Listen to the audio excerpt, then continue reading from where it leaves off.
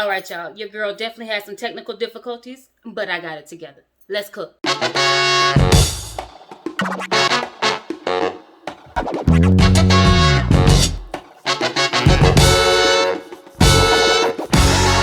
Hey, you guys. Welcome back to the channel. I'm so glad that you came and checked me out for another video today. If you're new here, welcome. My name is Vanity, and I like to show people how I cook in my here kitchen. And I have a special one for you today. I'm going to be making tacos again. I know that my last video, I made birria tacos. And if you haven't checked that out, check that out. I have a link down below, and I'll throw a card up here as well. But go ahead, make sure you check that one out too, because it's good and it's going to be kind of similar.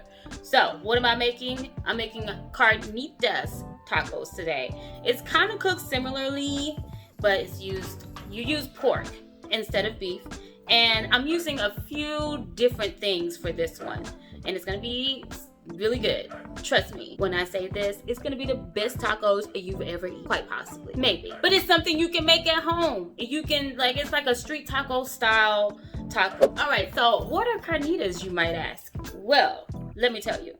Carnitas is like a Mexican style pulled pork with all like the Mexican flavors: cumin, chili powder, oregano, all those great things. And typically it can be slow cooked. I would say for about 8 to 10 hours if you want to use your slow cooker, or you want to cook it stovetop. You can do that too, but me today, I want it done a little faster, so I'm using my pressure cooker. And if you're short on time, I would suggest you do that too.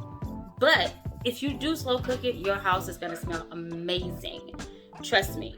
So there are many ways that you can use this pulled pork for your Mexican dishes. Like, you can make nachos, you can make burritos, you can make tostadas, you can have it by itself. But today I'm making tacos because who really don't like tacos? Am I right? So anyways, with all that being said, let's get started. All right, you guys. So I have my pressure cooker container right here. And like I said, if you want to use your slow cooker, go ahead, get that out too. You can use that. Make sure you're cooking it for at least 8 to 10 hours. 12 hours is optimal. You can cook it stovetop too, but make sure you're keeping an eye on it, making sure that it's not. This is pork shoulder. I cut it up into like smaller sizes. It doesn't necessarily have to be a certain diameter or anything. Just make it smaller so it can fit in here and get all the seasoning on it. This is pork shoulder, also known as Boston butt. That's just what it's called. But this is about 2.5 pounds of it, okay? And we're gonna go ahead and add that to here. So we're gonna add our pork to our bucket or whatever container you're using to cook with, and we're gonna start off with our dry seasonings, okay? So after that's all in there, boom, it's in there, okay? First up, we're gonna add some salt, whatever kind of salt you like. This is just regular old salt. Add that. This is 1 tablespoon of salt. Some cracked black pepper. If you just have the regular ground black pepper, that's fine too. I just like cracked black pepper. I like the taste of it. I'm gonna add that. Add as much or as little as you like. It doesn't necessarily, if you like pepper, go crazy, go ham. Next up, we have a tablespoon of ground cumin. We have a tablespoon and a half of ground chili powder.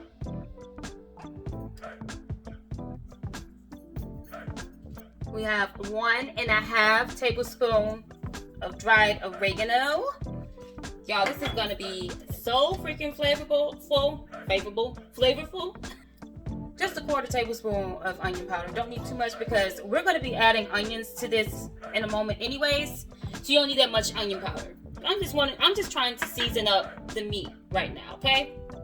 A 1/4 teaspoon of cinnamon. Cinnamon goes a long way though. So 1/4 teaspoon of cinnamon.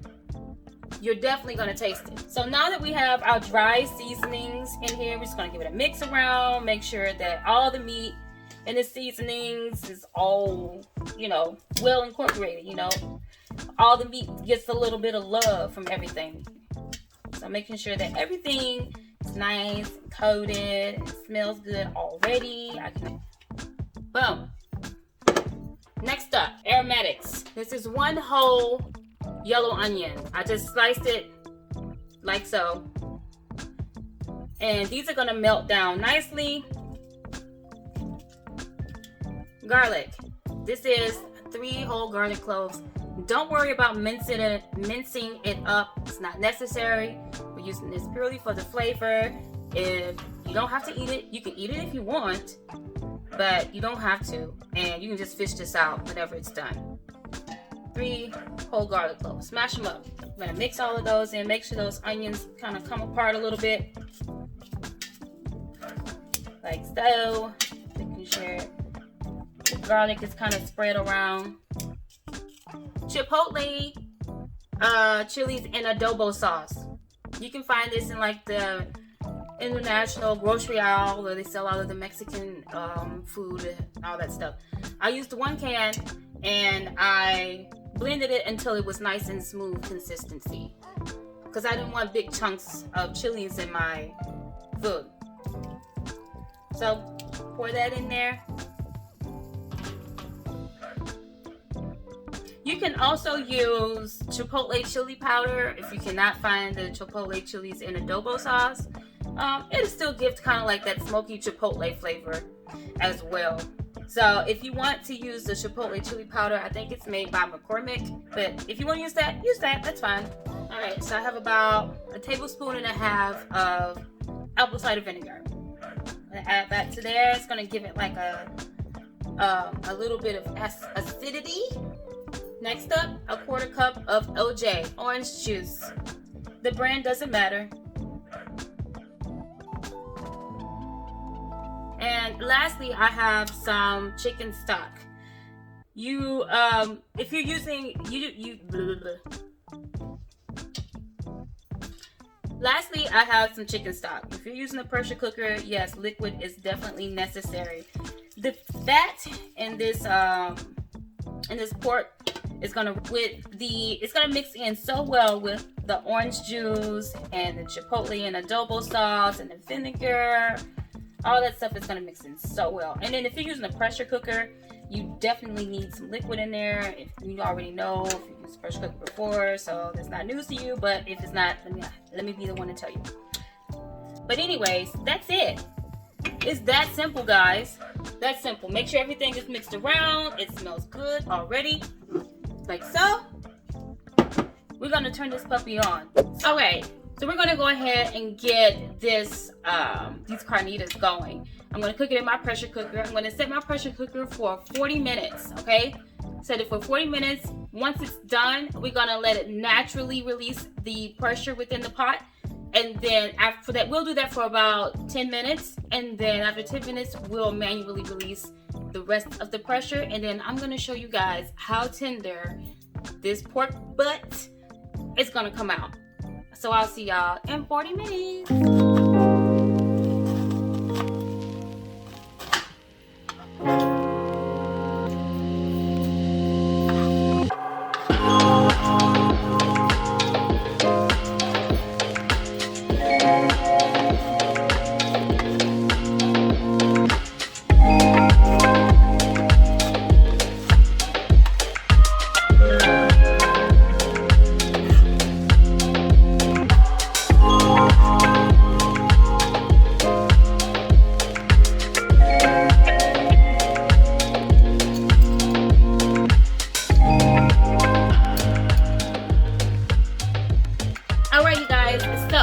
It's been about 40 minutes of using my pressure cooker, and I've taken the meat out and then I put it into my baking sheet.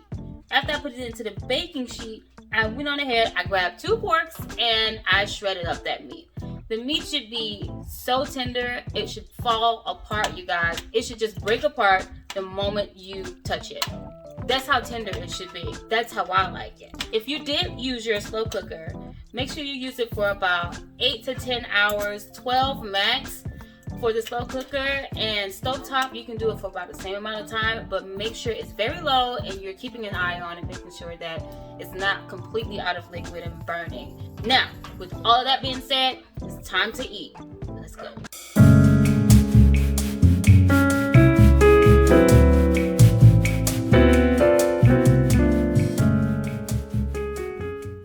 Okay, so a little bit of a, I don't know, a secret about me is that I think eating on camera is so weird.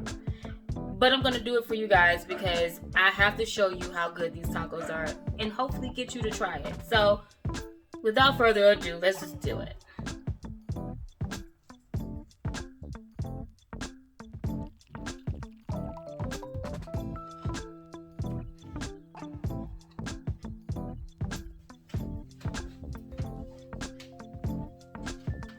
Oh my gosh, that is something wrong with me.